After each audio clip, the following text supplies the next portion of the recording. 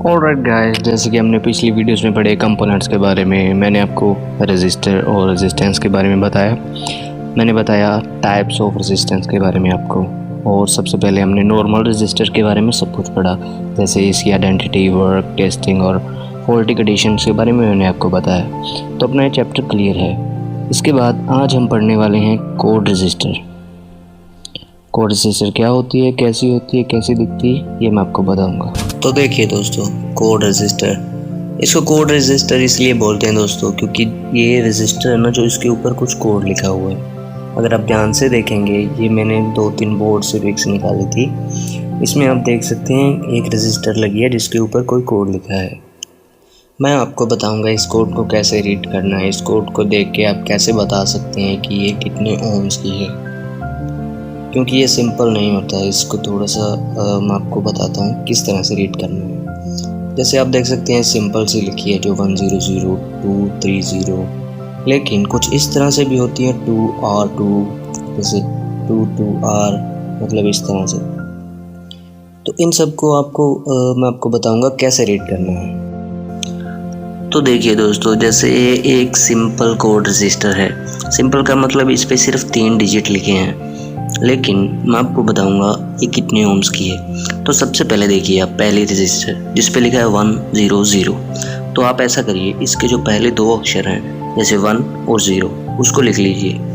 अगर तीसरा अक्षर 0 है ना तो उसे काट दीजिए, क्योंकि 0 का कोई मतलब नहीं है। तो ये 10 ओम की रजिस्टर हो गई। ऐसे ही दूसरी देखिए, दूसरे में भी तीसरा अक्षर जो है वो 0 है, तो आप उसको काट दीजिए, ये 23 ओम की रजिस्टर हो गई। लेकिन तीसरी रजिस्टर पे आप देख सकते हैं जैसे लिखा है 232, तो 2 को आप नहीं काट सकते। 2 की जगह आपको जो है 2 0 का उपयोग करना पड़ेगा, जैसे 2300। ये 2300 ओम्स की रजिस्टर है, या फिर 23 किलो ओम। तो इसी तरह से अगर यहाँ पे लिखा होता 234, तो आप 23 और उसके आगे 4 0 लगाते। अगर 235 लिखा होता तो 5 0 लगाते। मतलब जो तीसरा डिजिट है वो डिसाइड करता है कि उसके आगे कितने 0 लगेंगे। अगर वहाँ पे 0 लिखी है तो उसका कोई वैल्यू नहीं है। अगर 1 2 3 4 5 6 7 8 कितना भी लिखा है तो उतने 0 आप लगाएंगे, तभी आपको पता चलेगा कि वो कितने ओम्स की है। जैसे ये 23 ओम्स की है, क्योंकि इसके आगे 2 लिखा है तो हमने 2 0 लगा दिया। तो अब ये दूसरी रजिस्टर देखिए दोस्तों, इसमें ना 2R2, 22R और R22 लिखा है। तो इसका क्या मतलब है, जैसे इसमें R शब्द जो है, R जो अल्फ़ाबेट है, उसको एज ए पॉइंट यूज़ किया हुआ है। जैसे लिखा है 2.2, जैसे R जो है फर्स्ट रेजिस्टेंस में, उसका मतलब है 2R2 का 2.2 ओम, ठीक है। अगर दूसरी रेजिस्टेंस में आप देखेंगे 22R, मतलब 22 पॉइंट, तो उसका मतलब वही होगा सेम टू सेम 22 ओम्स। तीसरी रेजिस्टेंस में आप देखेंगे R22, तो R22 R का मतलब पॉइंट, तो आगे 22 ओम्स, तो इसका मतलब हो गया 0.22 ओम्स। तो ये आप समझ गए दोस्तों, R का मतलब एज ए पॉइंट यूज़ किया जाता है।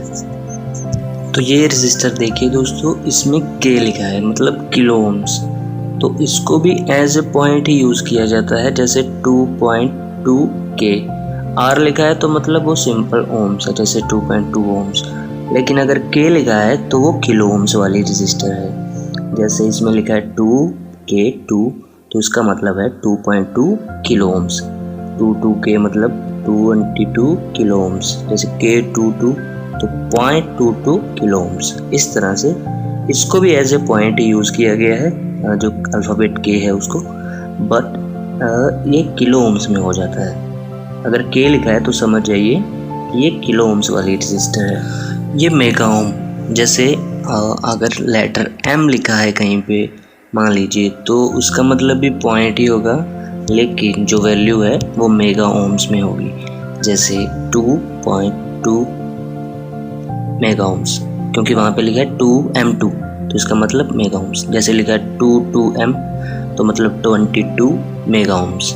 M as a point use किया गया है, लेकिन जो वैल्यू है वो मेगा ओम्स में होगी। K लिखा हुआ है तो किलो ओम्स में होगी। अगर R लिखा हुआ है तो सिंपल वैल्यू होगी, जैसे ओम्स में। तो आप समझ गए होंगे। जो आखिरी रजिस्टर मैंने यहाँ पे देख सकते हैं आप, ये 0 ohms, ये एक फ्यूज़ रजिस्टर है। फ्यूज़ रजिस्टर का यही मतलब है दोस्तों कि एज ए फ्यूज़ ये काम करती है। जैसे अपने घर में फ्यूज़ लगे होते हैं उसी तरह से ये काम करती है। अगर करंट थोड़ा ज़्यादा आएगा तो ये ओपन हो जाएगी, मतलब ये फिर काम नहीं करेगी और करंट को बहने नहीं देगी, इसीलिए इसको फ्यूज़ रजिस्टर बोला जाता है। ये 0 ohms की होती है, इस पर लिखा होता है 0, जैसे आप देख सकते हैं इस तरह से। इसको बोलते हैं हम फ्यूज़ रजिस्टर। इसको निकाल के आप जंपर भी मार सकते हैं। ऑलराइट दोस्तों, तो मैंने आपको बताया कि कैसे पता करेंगे कि कितने ओम्स की रेजिस्टेंस है, कोड रेजिस्टेंस कैसी नज़र आती है। अगर आप इसका बाकी जैसे टेस्टिंग कैसे करनी है, कैसे पता करेंगे ख़राब है सही है, डायग्राम में किस तरह से नज़र आती है, तो आप मेरी पिछली वीडियो चेकआउट करें जिसमें मैंने ये बताया कि नॉर्मल रेजिस्टेंस कैसी होती है, कैसे काम करती है। जो टेस्टिंग वगैरह सब कुछ बाकी इस रेजिस्टेंस का है वो सेम ही मेथड रहेगा। उसमें आपका नॉर्मल रेजिस्टेंस का भी क्लियर हो जाएगा और आपको जो किलो ओम्स, मेगा ओम्स और सिंपल ओम्स में क्या डिफरेंस है वो भी आपको पता चल जाएगा। तो ज़रूर चेकआउट करें। लिंक मैंने डिस्क्रिप्शन में भी दे दिया है और ये ऊपर आप डिस्प्ले पे भी देख सकते हैं। Thank you so much.